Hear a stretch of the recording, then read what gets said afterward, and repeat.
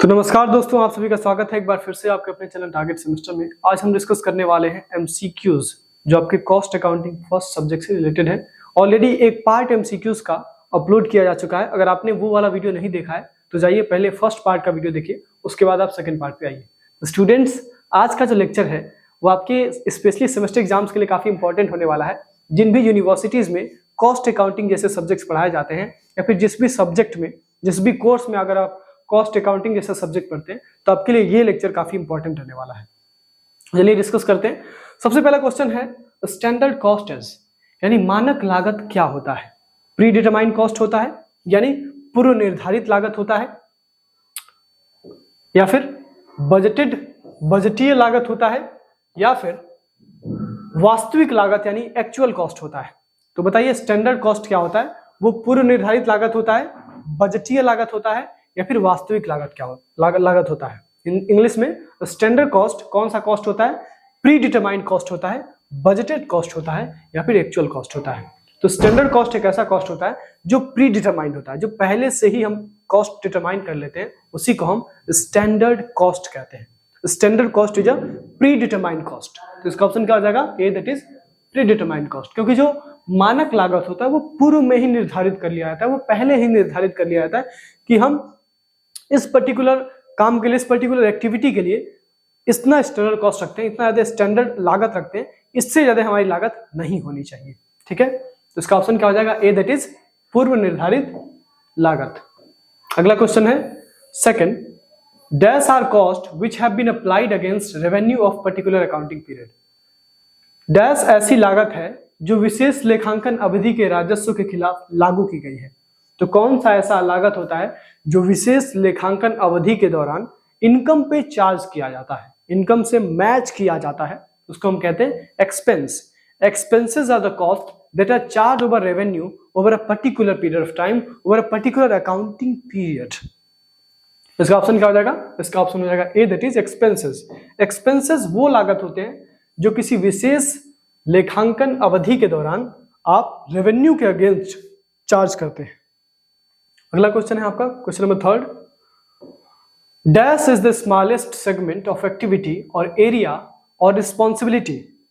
Dash is the smallest segment of activity or area or responsibility for which cost are accumulated. Hindi में गतिविधि या क्षेत्र या जिम्मेदारी का सबसे छोटा खंड जिसके लिए लागत जमा होती है उसे हम क्या कहते हैं।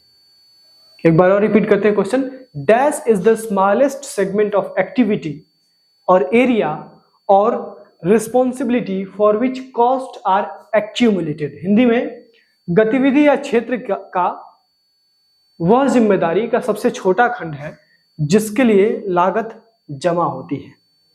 आपने पढ़ा होगा कॉस्ट अकाउंटिंग में कॉस्ट सेंटर करके एक सब्जेक्ट। कॉस्ट सेंटर वो स्मॉलेस्ट सेगमेंट होता है जिसमें हम कॉस्ट को अलग अलग पार्ट्स में डिवाइड करते हैं। एक होता है रिस्पॉन्सिबिलिटी कॉस्ट सेंटर, अलग अलग कॉस्ट सेंटर होते हैं। ठीक है, तो कॉस्ट सेंटर ही वो एक्टिविटी के स्मॉलेस्ट सेगमेंट होते हैं जिसमें हम कॉस्ट को एक्यूमुलेट करते हैं, हिंदी में लागत को इकट्ठा करते हैं, उसको जमा करते हैं। इसका ऑप्शन क्या हो जाएगा, B, that is cost centre. Cost centre is the smallest segment of activity or area or responsibility for which cost are accumulated, यानी लागत केंद्र गतिविधि या क्षेत्र या जिम्मेदारी का सबसे छोटा खंड है जिसके लिए लागत जमा होती है। ठीक है स्टूडेंट्स, चलिए आगे बात करते हैं क्वेश्चन नंबर 4 की। The primary emphasis of dash cost is on the planning function of management. कौन से कॉस्ट का जो प्राथमिक उद्देश्य होता है वो ये होता है कि वो प्रबंधन के नियोजन कार्य पर बल दे।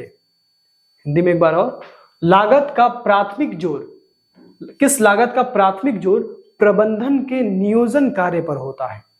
यानी कौन सा ऐसा कॉस्ट है जो मैनेजमेंट के प्लानिंग फंक्शन पे बेस्ड होता है या फिर उसको एम्फेसिस करता है, तो वो है आपका बजटेड कॉस्ट। हिंदी में जो बजटीय लागत होता है, जो बजटेड कॉस्ट होता है, उसका मेन जो उद्देश्य होता है, उसका जो मेन ऑब्जेक्टिव होता है वो होता है मैनेजमेंट के प्लानिंग फंक्शन को अचीव करना, मैनेजमेंट में प्लानिंग को करना। प्लानिंग को करना का मतलब क्या है? बजट मतलब आपने पढ़ा होगा, जब क्लास 12 में आपने प्लानिंग चैप्टर पढ़ा होगा तो उसमें आपने डिफरेंट काइंड्स ऑफ प्लान पढ़े होंगे। उसमें आपने स्ट्रेटेजी, ऑब्जेक्टिव, पॉलिसी, ऐसे पॉलिसी अलग अलग टाइप्स पढ़े होंगे प्लान्स के। उसमें आपने एक बजट भी पढ़ा होगा। बजट भी एक तरह का प्लान होता है। जैसे आपके घर में भी एक बजट बनता है कि आने वाले महीने में, आने वाले साल में हमारे कितने एक्सपेंडिचर्स होने वाले हैं, वैसे ही कंपनी में भी आने वाले कॉस्ट के लिए, आने वाले एक्सपेंसेस के लिए हम पहले से बजट बनाते हैं कि इस साल हमारे कितने खर्चे होने वाले हैं। जब हम बना रहे होते हैं बजट तो हम क्या रहे होते हैं? We are doing planning. हम मैनेजमेंट एक इंपॉर्टेंट इंटीग्रल फंक्शन कर रहे होते हैं। मैनेजमेंट का एक इंपॉर्टेंट इंटीग्रल फंक्शन कर रहे होते हैं जिसका नाम क्या है? प्लानिंग। यानी जब भी आप बजट बनाएंगे तो बजट में आप कर क्या रहे हैं? प्लानिंग कर रहे हैं। उसका ऑप्शन क्या हो जाएगा? A, that is budgeted. जो बजटेड कॉस्ट होते हैं उनका मेन या फिर प्राइमरी इंफेसिस जो होता है वो मैनेजमेंट के प्लानिंग फंक्शन को अचीव करने का होता है। अगला क्वेश्चन है question number 5। Dash cost is irrecoverable cost, यानी डैश लागत अप्राप्य लागत है। कौन सा ऐसा लागत है जो इरिकवरेबल है, मतलब उसको दोबारा रिकवर नहीं किया जा सकता है। हिंदी में कौन सा ऐसा लागत है जिसको दोबारा प्राप्त नहीं किया जा सकता है? कौन सा ऐसा लागत है जिसको दोबारा प्राप्त नहीं किया जा सकता है? उसको हम कहते हैं डूबा हुआ लागत। हिंदी में इसका टेक्निकल शब्द हो सकता है कुछ और होगा, लेकिन इंग्लिश में इसको हम कहते हैं संक कॉस्ट। क्या कहते हैं? संक कॉस्ट एक ऐसा कॉस्ट है जिसमें आपने पैसा लगा दिया तो समझ जाओ कि पैसा वो पानी में डूब गया, वो पैसा वापस दोबारा नहीं आप रिकवर कर सकते। तो संक कॉस्ट ऐसे कॉस्ट होते हैं जिसको अगर आपने एक बार उस पर पैसा लगा दिया तो पैसा दोबारा प्राप्त नहीं होगा, वो कॉस्ट दोबारा प्राप्त नहीं होगा। जैसे आपने ऑयल पे खर्चा किया, आप तेल खरीद के लाए, डीजल या पेट्रोल अपने इंडस्ट्री में, अपने फैक्ट्री में, और उसको आपने मशीन में डाल दिया। अब जब डाल देंगे तो वो उड़ जाएगा, वो तो तेल धुआं बन के उड़ जाएगा। क्या आप उस धुएं से तेल को रिकवर कर सकते हैं? आंसर है बिल्कुल नहीं। तो इस प्रकार के लागत जो दोबारा प्राप्त नहीं किए जा सकते, जो अप्राप्य होते हैं, उन्हीं लागतों को हम कहते हैं डूबा हुआ लागत या फिर संक कॉस्ट इंग्लिश में। हिंदी मीडियम वाले देख लेंगे, इसका टेक्निकल शब्द हिंदी में कुछ और हो सकता है। Question number 6। Dash is the value of a benefit where no actual cost is incurred. Dash एक लाभ का मूल्य है जहां कोई वास्तविक लागत नहीं लगती है।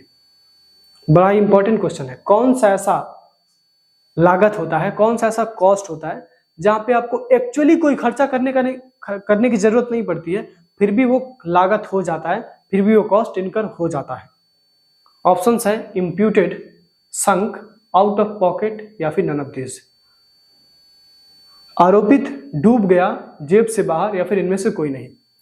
तो जो इम्प्यूटेड कॉस्ट होते हैं वो ऐसे कॉस्ट होते हैं जिसमें आपका कोई एक्चुअल आउटफ्लो नहीं होता है कैश का, आपका कोई एक्चुअल कॉस्ट नहीं होता है। इम्प्यूटेड कॉस्ट जो होता है वो एक इंटरनल कॉस्ट होता है जिसमें हमारा भले ही पैसा नहीं लगता है, लेकिन वो कॉस्ट बिजनेस में कैलकुलेट किया जाता है। तो इम्प्यूटेड कॉस्ट एक ऐसा कॉस्ट है जिसमें भले ही आपका खर्चा ना लगे, लेकिन वो फिर भी आपके बिजनेस के लिए कॉस्ट माना जाता है। वैसे तो वो एक्चुअली कॉस्ट नहीं है, लेकिन वो इम्प्यूटेड कॉस्ट होता है, उसको कॉस्ट मान के चला जाता है। जैसे मान लीजिए आपकी फैक्ट्री है, आपके घर में आपने अपनी फैक्ट्री लगा रखी है। अगर आपने अपने घर में फैक्ट्री नहीं लगाई होती तो उस घर को आप रेंट पे देते और वहां से कुछ इनकम आपको जनरेट होती। लेकिन आपने अपने घर में फैक्ट्री लगा रखी है तो वो जो एरिया है आपके घर का, उसमें जब आप फैक्ट्री लगाए हैं तो वो रेंट आपको नहीं रिसीव हो पा रहा है, जो रेंट तब रिसीव होता है जब फैक्ट्री नहीं होती। तो एक इम्प्यूटेड कॉस्ट होता है, यानी आपका उतना इनकम कहीं ना कहीं खत्म हो रहा है उस फैक्ट्री को वहां होने से। इसी को हम इम्प्यूटेड कॉस्ट कहते हैं, क्योंकि एक्चुअली हमको, अब भाई घर तो हमारा है, हम किसको पेमेंट करेंगे? रेंट का। रेंट का पेमेंट तो करने की जरूरत नहीं पड़ेगी, लेकिन फिर भी रेंट हमको मिलता अगर फैक्ट्री नहीं होती तो। इसी को हम बड़ा ही ब्यूटीफुल तरीके से बताया गया है इम्प्यूटेड कॉस्ट। अगला क्वेश्चन है क्वेश्चन नंबर 7। Dash is the cost which involves payment to outsider. Dash वह लागत है जिसमें बाहरी लोगों को भुगतान करना शामिल होता है। कौन सा ऐसा लागत है जिसमें बाहरी लोगों को भुगतान करना पड़ता है? कौन सा ऐसा कॉस्ट है जिसमें आप एक्सटर्नल पार्टीज को, आउटसाइडर्स को पेमेंट करते हैं? ऑप्शंस है out of pocket cost, imputed cost, notional cost या फिर नन ऑफ दिस। तो जिस कॉस्ट में आपको आउटसाइडर्स को पेमेंट करना पड़ता है, उसी को हम कहते हैं out of pocket cost. Out of pocket cost एक ऐसा कॉस्ट होता है जिसमें आप आउटसाइडर्स को पेमेंट करते हैं। क्या करते हैं? आउट ऑफ पॉकेट कॉस्ट एक ऐसा कॉस्ट होता है जिसमें आप आउटसाइडर्स को पेमेंट करते हैं। इसका ऑप्शन क्या हो जाएगा? जेब की लागत से बाहर, यानी out of pocket cost outsiders के पेमेंट के लिए जो कॉस्ट करते हैं उसको हम कहते हैं। अगला है क्वेश्चन नंबर 8। क्वेश्चन नंबर 8 है dash is the maximum possible alternative earning that might have been earned if the productive capacity is put to the some alternative use. Hindi में, यह अधिकतम संभव वैकल्पिक कमाई है जो अर्जित की जा सकती है यदि उत्पादक क्षमता को कुछ वैकल्पिक उपयोग के लिए रखा जाता। बड़ा ही अच्छा क्वेश्चन है, इसमें थोड़ा सा दिमाग आपका लगेगा। आपने क्लास 11th में, जो बच्चे सीबीएसई बोर्ड के, उन्होंने क्लास 11th में माइक्रो इकोनॉमिक्स पढ़ा होगा, और क्लास 12th वाले बच्चे पढ़े होंगे यूपी बोर्ड वाले माइक्रो इकोनॉमिक्स। क्लास 12th में माइक्रो इकोनॉमिक्स यूपी बोर्ड में पढ़ाई जाती है, और वही माइक्रो इकोनॉमिक्स क्लास 11th में सीबीएसई और आईसीएसई बोर्ड में पढ़ाई जाती है। तो वहां पे अपने माइक्रो इकोनॉमिक्स में एक टॉपिक पढ़ा होगा पहले चैप्टर में ही, अपॉर्चुनिटी कॉस्ट। याद आ रहा है? Opportunity cost. कॉस्ट सबसे पहले आपने माइक्रो इकोनॉमिक्स में सुना होगा, और वो भी अपॉर्चुनिटी कॉस्ट के माध्यम से। Opportunity cost means the cost of next best alternative foregone. आपने डिफिनेशन भी रटा होगा। अपॉर्चुनिटी कॉस्ट यानी लागत, सॉरी अवसर लागत उसको हिंदी में कहते हैं। एक ऐसा लागत, एक ऐसा कॉस्ट जिसमें आप किसी अपॉर्चुनिटी को मिस करने का खामियाजा उठाते हैं। जैसे मान लीजिए, अगर मैं फॉर एग्जाम्पल अगर मैं टीचिंग का जॉब कर रहा हूं, या फिर अगर मैं कहीं चार्टर्ड अकाउंटेंट हूं, फॉर एग्जाम्पल अगर मैं कहीं सीए हूं, तो एट द सेम टाइम जब मैं सीए हूं तो मैं एक डॉक्टर का काम नहीं कर सकता हूं, और एट द सेम टाइम अगर मैं डॉक्टर हूं तो मैं एक सीए का काम नहीं कर सकता हूं। अगर मैं एक आईएएस ऑफिसर हूं तो मैं एक एसपी का काम नहीं कर सकता हूं। मैं एक आईएएस ऑफिसर हूं तो मैं एक आईपीएस का काम नहीं कर सकता हूं। इसको कहते हैं अपॉर्चुनिटी कॉस्ट। अपॉर्चुनिटी कॉस्ट यानी अगर मैं ये ना करता तो कुछ और कर रहा होता। ठीक है? अगर मैं ये ना करता तो इससे बेहतर कुछ और कर सकता था। ये जो कॉस्ट होती है उसको हम अपॉर्चुनिटी कॉस्ट कहते हैं। बस इसी को थोड़ा सा टेक्निकल लैंग्वेज में यहाँ पे लिख दिया गया है कि अगर किसी रिसोर्स को आपको यूज करने के लिए दिया गया है, अगर वो रिसोर्स आप एक काम के लिए यूज ना करते तो आप उसको दूसरे काम के लिए यूज कर सकते थे। तो इसके बीच में ये जो कॉस्ट है, ये कौन सी कॉस्ट है? इसको हम कहते हैं अपॉर्चुनिटी कॉस्ट, अवसर लागत। अवसर लागत एक ऐसी लागत होती है जिसमें आप एक अवसर को प्राप्त करने के लिए दूसरे अवसर को छोड़ देते हैं। You have to forgo one opportunity in order to take an opportunity. For example आपने क्लास 11th में जब कॉमर्स लिया तो आपके पास 3 ऑप्शंस थे, आपके पास 3 अपॉर्चुनिटीज थी। आप साइंस ले सकते थे, आप आर्ट्स ले सकते थे, आप कॉमर्स ले सकते थे। जब आपने कॉमर्स लिया तो आपको साइंस और आर्ट्स को फॉरगो करना पड़ा, आपको साइंस और आर्ट्स को छोड़ना पड़ा। यही आपकी अपॉर्चुनिटी कॉस्ट है। ठीक है स्टूडेंट्स, आई थिंक आपको समझ में आ गया होगा।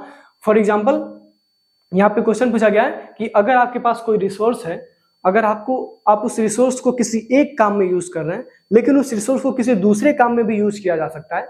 अगर आप यहाँ यूज कर रहे हैं तो आप उसको वहां यूज नहीं कर सकते हैं, आप वहां यूज नहीं कर सकते हैं। इसकी जो कॉस्ट है उसी को हम अपॉर्चुनिटी कॉस्ट कहेंगे। ठीक है स्टूडेंट्स, चलिए उसका ऑप्शन हो जाएगा ए, दैट इज अवसर, दैट इज अपॉर्चुनिटी हिंदी में।